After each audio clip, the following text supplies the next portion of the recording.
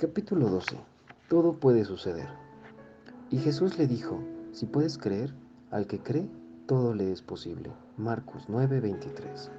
Desde la publicación de esta revelación en 2005, he recibido muchos comentarios positivos. Parece que los líderes empresariales y de iglesias, ejecutivos de entretenimiento, políticos e incluso familias han recibido fondos creativos desde que la leyeron. Además, a pesar de vender más de 175,000 copias, no hubo ningún efecto negativo en nuestro ministerio e iglesia. Un fenómeno cristiano de seguro. Nunca imaginé escribir un libro sobre finanzas o recursos y mucho menos que se convirtiera en un éxito de ventas. Esto solo demuestra el poder que recibimos cuando aceptamos la administración de todos los recursos que pueden entregarle a Jesús su recompensa. Después de mi aparición en Daystar, Sid Roth y TVN y de hacer numerosas entrevistas de televisión, de radio y podcast, he tenido el privilegio de oír sobre algunos de los progresos financieros y de recursos más grandes de la historia.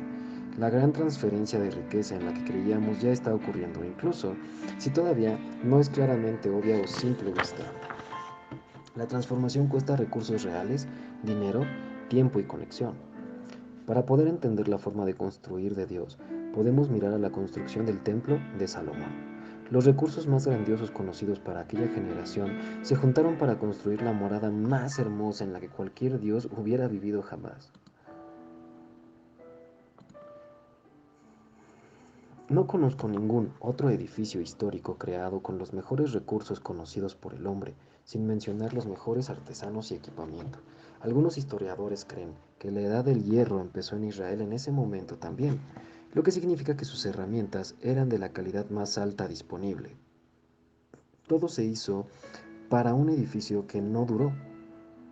Aunque Salomón profetizó que la presencia de Dios no se iría nunca, lo que es confuso hasta que lees lo siguiente.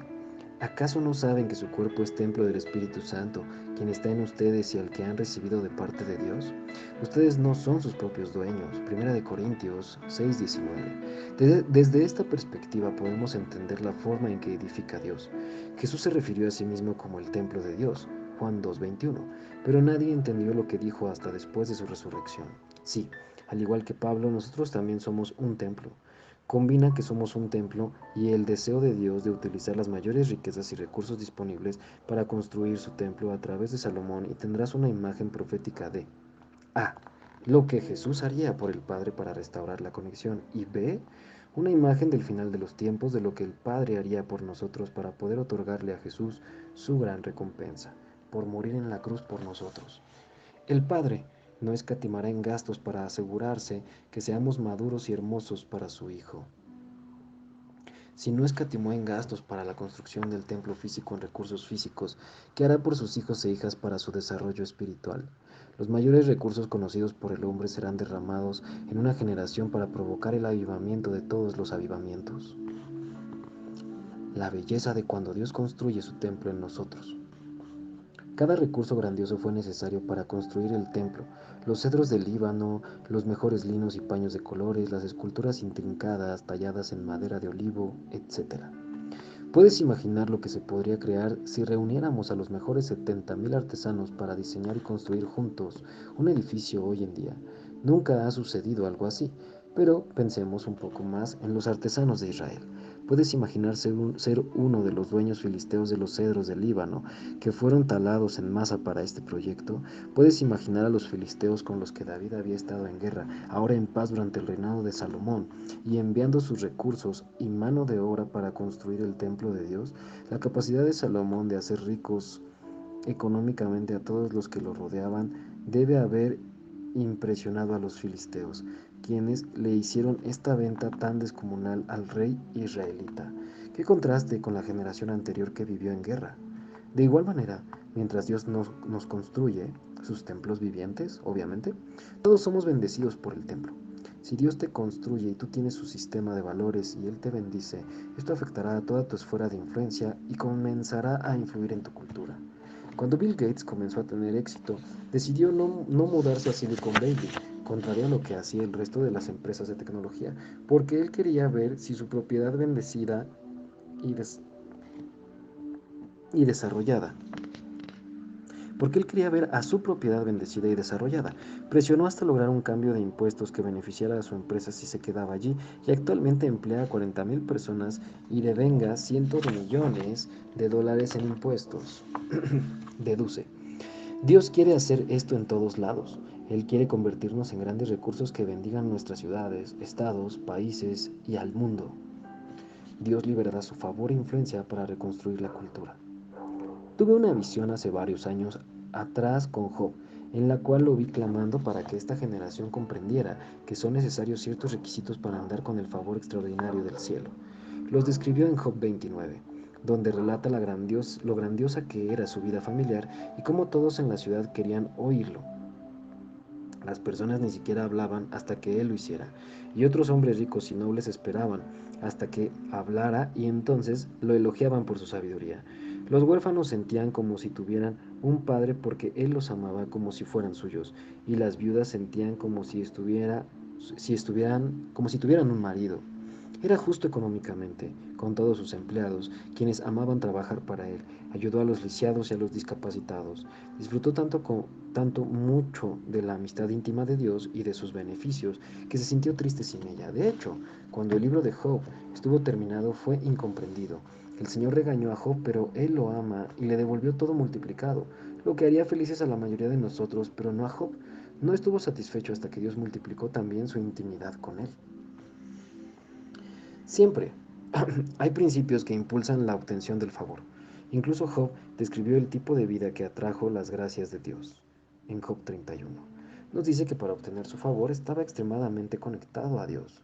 No miró con deseo a ninguna mujer y solo amó a su esposa.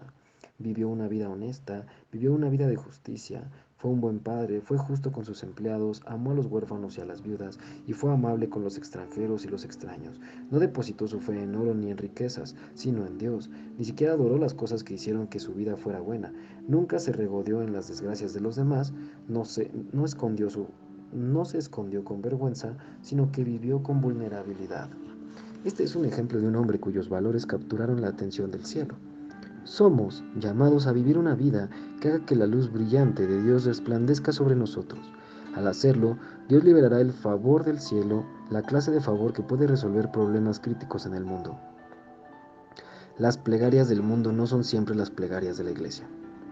Los cristianos tratan constantemente de responder preguntas que nadie se hace. Es hora de que respondamos las preguntas que el mundo entero se está haciendo. Bill Johnson. La película Bruce Almighty. En esta película hay una escena en la que Dios deja que Bruce sea Dios de la región y él tiene que responder a las oraciones de las personas. Aparece una lista larga en su computadora y le lleva toda la noche revisarla. Cuando comienza a leer los pedidos de las personas son cosas como: quiero un lugar seguro para vivir, mi papá se fue, puedes ayudarlo a regresar a casa, mi mamá es adicta a las drogas, mi abuela está enferma, tenemos que ayudar a las personas sin hogar, no hay suficientes empleos, etcétera. En conclusión, Bruce se siente tan abrumado con los pedidos que les dice que sí a todos. Su sí universal causó caos y se da cuenta de que no es tan sencillo ser Dios. Nuestra ciudad tiene una lista de plegarias y, al igual que Bruce, muchas de las cosas que pedimos en la iglesia no coinciden con las que aparecen en aquella lista. Si tú, como líder espiritual, te reunieras con los líderes de tu ciudad y les preguntaras en qué puedes ayudar, ¿podrías anticipar sus respuestas? ¿Crees que ya estás llenando esos espacios vacíos o crees que ni siquiera estás pensando en lo mismo que ellos? Si Dios escucha todas las plegarias de nuestra región, ¿sabemos cuáles son las plegarias más frecuentes de las personas?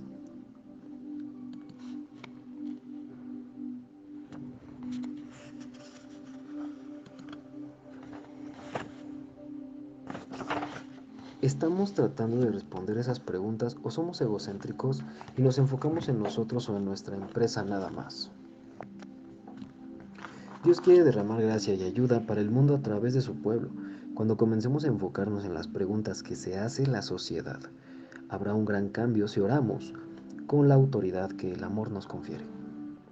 Su reino obra en todas partes. En 2005 pudimos repartir el primer lote de 5,000 de estos libros impresos en muchas bibliotecas. de las prisiones de los Estados Unidos. Hubo un error de impresión en el título que no afectaba el mensaje del libro, pero la editorial y yo queríamos que estuviera perfecto. No quisimos reciclar los libros y se los enviamos a los prisioneros. Fue sorprendente que mi primera tanda de comentarios viniera de hombres y mujeres en la cárcel. Y fueron muchos, cientos, que se sintieron empoderados para creer en negocios que debían comenzar, empleos que debían conseguir y recursos que debían administrar. Un hombre afroamericano de Detroit, quien saldría en libertad el mismo año en que se publicó el libro, no tenía una visión para su vida. En realidad, quería quedarse en la prisión porque ahí lo habían salvado y disciplinado a través de un programa y ya no se sentía seguro afuera. Pero leyó mi libro y tuvo una visión de dónde habría un taller mecánico. Abrió su negocio a pesar de que la economía estaba inestable y rápidamente pudo contratar a otro exprisionero en quien confiaba. Cuando me escribió la carta ya tenía el negocio y una casa y había ayudado a su gerente y a su asistente de gerente a comprarse sus propias casas. Estos ayudaron a su pastor a mudarse a un edificio más grande y la congregación se duplicó gracias a su dedicación. Él sabía que se necesitaban recursos para abastecer el reino en la tierra y sentía tanta gratitud por tener una segunda oportunidad, no solo en la vida, sino con su destino. El hombre de Kenia, llamado Isaiah, vino a visitarme durante una expedición en Nairobi, algunos años después de la publicación, y me contó su historia. Él era del campo y su aldea era muy pobre, sin economía ni esperanza de tenerla. Consiguió mi libro gracias a un misionero que los visitaba. Lo leyó con su hijo y su esposa y supo que Dios quería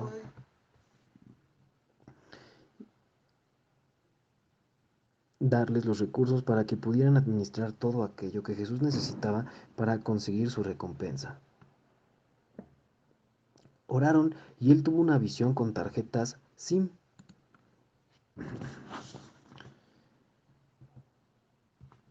Su interpretación fue que debía comprar y revender tarjetas SIM, aunque él no tenía ni teléfono celular.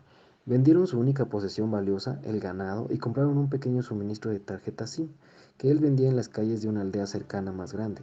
Las tarjetas se agotaron en un día, así que compró más. Pasado un mes ya tenía un puesto en una sección peatonal concurrida. Tuvo que contratar a su hijo, a su vecino y luego a 14 hombres del lugar. Muy pronto vendía tantas que contrató a todos los que podían trabajar en la aldea. Incluso fue a 2 aldeas cercanas azotadas por la pobreza y colocó puestos en más lugares usando a los hombres de las aldeas como empleados. 3 aldeas fueron transformadas y en el transcurso de un año, las 3 tenían un pozo de agua y electricidad.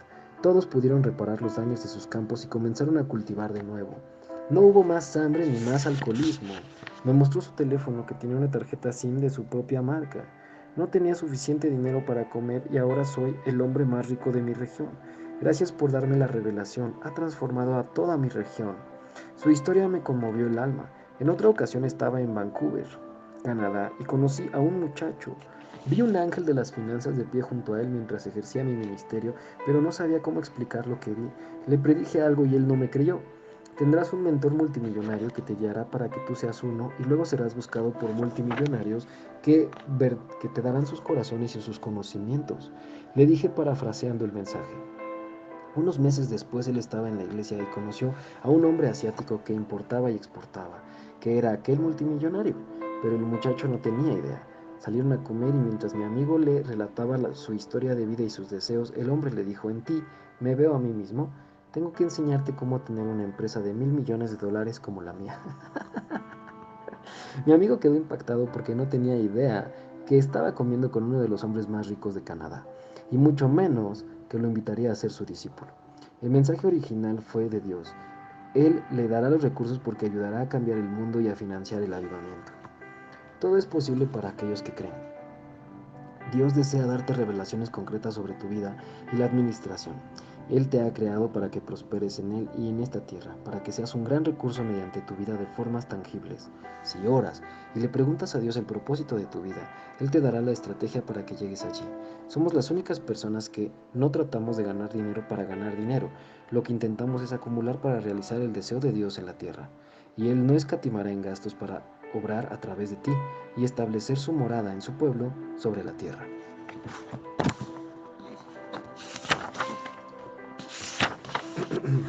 Gracias por leer este libro. Te dedico Efesios 1:17 y oro por ti, que los ojos de tu corazón se abran para que veas a Jesús a través de la sabiduría y la revelación del Espíritu de Dios. Todo el mundo necesita que lo veas. Dios está esperándote para mostrártelo y el cielo está esperando para ser tu recurso.